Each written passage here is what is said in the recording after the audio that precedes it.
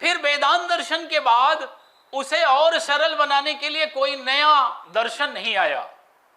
आदि गुरु शंकराचार्य आए, क्योंकि जरूरत इस बात की थी कि आम जनता की भाषा में, आम जनता के समझने लायक, क्योंकि अब लिपि का आविष्कार हो चुका था, अब हम लिखने में सक्षम थे, तो उन्होंने भाष्य और टीकाएं लिखी। भाष्य का मतलब है, प्रस्थानत्रयी में 3 ग्रंथ आते हैं, उपनिषद, गीता और तीसरा ब्रह्मसूत्र।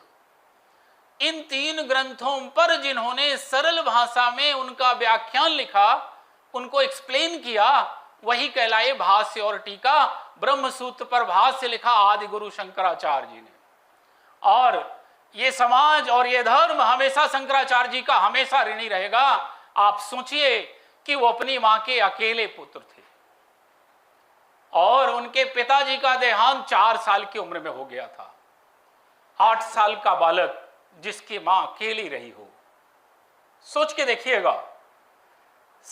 बड़े से बड़े त्याग को हम सामान्य समझकर भूल जाते हैं। 8 साल की उम्र में जब उस बालक ने कहा कि मां, मुझे संन्यास लेना है, हर मां की तरह उस मां ने भी मना किया, लेकिन जब उन्होंने हर प्रयास को निष्फल कर दिया, मां मजबूर हो गई कि अब तो बेटा जाएगा ही। और संन्यास का नियम है कि पहली भिक्षा अपनी मां से ही लेनी पड़ती है। जब संन्यास के वस्त्र में 8 साल का वो बालक अपनी मां से संन्यास की दीक्षा लेने गया, तो गांव का ऐसा कोई व्यक्ति नहीं था जिसकी आंखों में आंसू नहीं रहे होंगे। खड़ी दोपहरी में, पैर में कुछ भी नहीं, 8 साल का बच्चा सनातन धर्म की अलग जगाने संन्यास लेकर मां से चला, तो आंसुओं की धार निकल गई। मां ने कहा कि मेरे आगे पीछे कोई नहीं है, कौन मेरी चिता को मुखाग्नि देगा?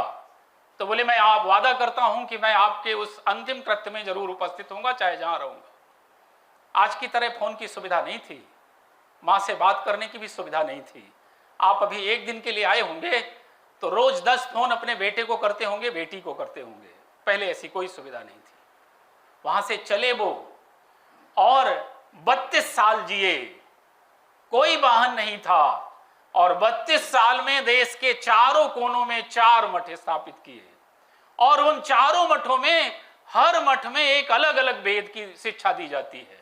और भारत को अगर भौगोलिक भारत से आध्यात्मिक भारत बनाकर एक नया जीवन मूल अगर किसी व्यक्ति ने दिया तो वह आदि गुरु शंकराचार्य थे।